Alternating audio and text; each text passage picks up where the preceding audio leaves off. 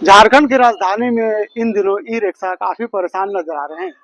कहते हैं ना कि पेट के लिए लोग क्या क्या नहीं करते। जब रोड पे ई रिक्शा चालक अपने गाड़ी को लेकर जब चलते हैं तो पुलिस वाले उनकी गाड़ियों को जब्त किया जाता है। ऐसे धमकी कई तरह के धमकियां भी देते हैं और कहते हैं कि नगर निगम से जाओ, रसीद कटाओ, उसके बाद गाड़ी छूटेगी।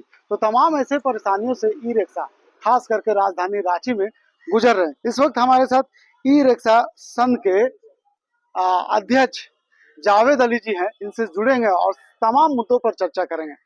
क्या परेशानी हो रहा है ई रिक्शा के साथ?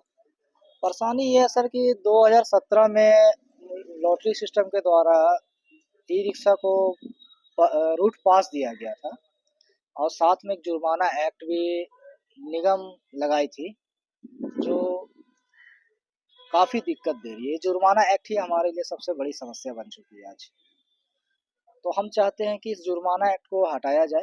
ये किसी भी शहर में लागू नहीं है ये जुर्माना एक्ट, लेकिन हमारे रांची शहर में ही निगम के द्वारा जुर्माना एक्ट को लगाया गया, लागू किया गया, जो हमारे लिए काफ़ी है।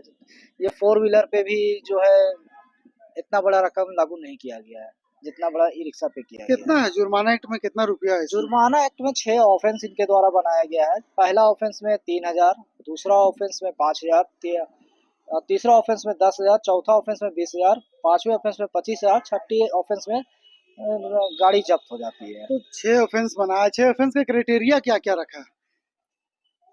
6 ऑफेंस का क्राइटेरिया ये है कि अपने रूट से, तय किए गए रूट से अगर दूसरे रूट पे आप संचालन करते ई रिक्शा का पकड़े जाते हैं तो आपको ये जुर्माना देना पड़ेगा जुर्माना एक्ट के तहत। कहा जा रहा है कि ई रिक्शा अब अपने वर्दी में गाड़ियों को संचालन करेंगे। जी हाँ, ये बहुत ही बेहतर विकल्प है और हम लोग भी चाहते थे कि ई रिक्शा के लिए एक ड्रेस कोड हो। तो ड्रेस कोड बेहतर है और ड्रेस कोड के लिए भी हम मांग किए हुए हैं। हाई कोर्ट ने भी एक बोला है और हम लोग को भी बोले हैं कि ऑटो के ड्रेस कोड से हम लोग का ड्रेस कोड, ई रिक्शा का ड्रेस कोड का कलर अलग रखा जाए और साथ में एक आईडी कार्ड निगम द्वारा या आरटीओ के द्वारा दिया जाए और साथ में e rickshaw special driving license भी दिया जाए ताकि हमको स्वतंत्र रूप से संचालन करने में सहयोग मिल सके। अदालत का सहारा लिया? हाँ, अभी तक तो नहीं लिए थे, लेकिन अभी अगर हमारा समस्या का हल नहीं होता है तो हम मुहर्रम की 17 तारीख के बाद हाई कोर्ट में पीएलआई दाखिल करेंगे नगर निगम की नीति के विरुद्ध में। कहा जाता है कि जिस तरह से लगातार अपने पेट के लिए ई रिक्शा सड़कों पर दिन रात चिल्लाते हुए नजर आते हैं, सवारियों को ढोते हुए नजर आते हैं, कहीं ना कहीं पेट की मजबूरी है। लोग कमाने के लिए मुंबई, दिल्ली, तमाम ऐसे शहरों में चले जाते हैं। लेकिन अपने ही शहर अगर ई रिक्शा के जो लोग हैं, ई रिक्शा का राजधानी रांची के सड़कों पर चलाते हैं और उन्हें इस तरह का परेशानी का सामना करना पड़े तो कितना दुख की बात है। काफी दुख की बात है और अभी हम लोग महीना भर से इसी तरह से गंभीर रूप से झेल भी रहे हैं। काफी रांची जिले का जितना ई रिक्शा है कोई भी खुश नहीं है वो। और दिन भर में 10-10 रुपया कलेक्शन करके सवारी को लेकर, वो भी किस्मत के ऊपर है कि आपको सवारी मिली या नहीं मिली, दिन भर में कितनी मिली। उसमें आपको बहुत तरह की बैटरी का पैसा निकालना है, बैंक का ऋण को भी चुकता करना है, घर परिवार को भी चलाना है, घर का किराया भी देना है, बच्चों की पढ़ाई लिखाई का पैसा भी उसी में निकालना है आपको, बिजली बिल भी उसी में निकालना है आपको और गाड़ी का मेंटेनेंस का भी पैसा उसी में निकालना है। अब बीच में अगर इस तरह से नगर निगम हमारे साथ व्यवहार करके फाइन काटेगी 3,000 से लेकर 25,000 तक का, तो बताइए हम कहाँ से इतना कर पाएंगे। 12 से 15,000 मुश्किल से महीना में कमा पाते एक रिक्शा वाले लोग, और उसमें अगर इस तरह से हो तो मुझे लगता है कि आत्महत्या करने पर हम लोग मजबूर हो जाएंगे। इस पूरे मामले में अधिकारी या फिर पॉलिटिकल जो प्रतिनिधि हैं सरकार हाँ, के, उनसे कभी बात हुई?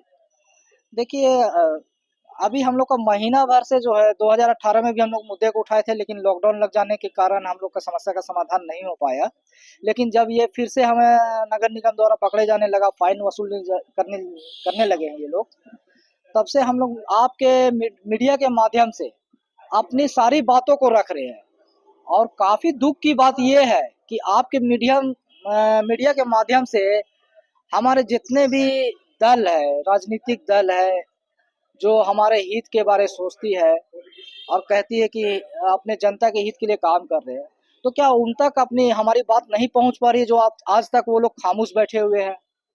ये काफी निंदा निंदा की बात है कि हम निंदा घोर निंदा इनकी करते हैं सभी दलों की, जो अभी तक ई रिक्शा के अत्याचार पर संज्ञान नहीं लिए हैं और उनकी मजबूरियों को समझते हुए उनका सपोर्ट के लिए आगे नहीं आ रहे हैं, कोई समस्या का हल नहीं निकाल रहे क्या हैं। आपको नहीं लगता कि इसका पीछे कारण है कि आप लोग टुकड़ों में बंट करके आंदोलन कर रहे हैं? हाँ, ये तो है ही कि टुकड़ों में बँट के आंदोलन कर रहे हैं, लेकिन अब हम लोग एक यूनाइट हो चुके हैं और हमारी समस्या का समाधान मुझे चाहिए और जल्द नहीं होता है, तो फिर आप ई-रिक्शा हम लोग नगर निगम के को जाकर खुद से सौंप देंगे। रांची के जितने भी रिक्शा खुद से सौंपने का काम करेंगे और उसके बाद जब तक हमें समाधान नहीं मिलता है, तब तक रोजाना का रोजमर्रा भत्ता हम लोग को निगम दे।